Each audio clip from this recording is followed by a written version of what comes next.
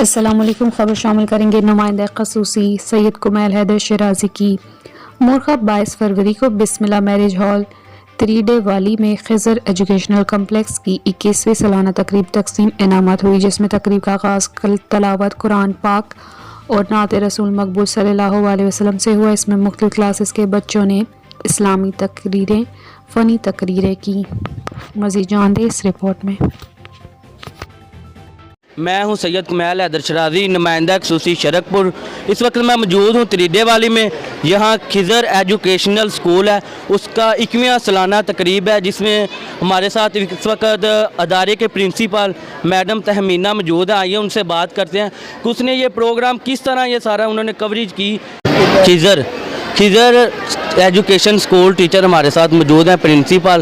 انہوں کا ایک بہت اچھا یہ پروگرام ہوا ہے، جس میں اسلامی تقریب تلاوت قرآن پاک سے شروع ہوا ہے، نعت رسول پاک، جس میں مختلف ٹیبلوز وغیرہ ہوئے ہیں۔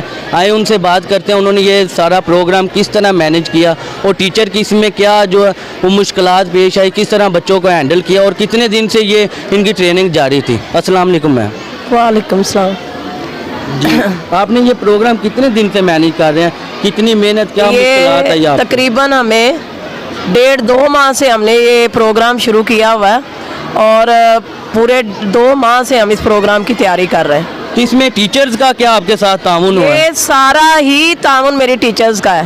جی جی، سارا یہ جو پروگرام ہے اس میں جو ٹیبلو ہیں وہ اس میں خصوصی محنت ہے میری مس فروا اور مس عظما کی، اور ساتھ دوسری ٹیچرز کا بھی تعاون ہے۔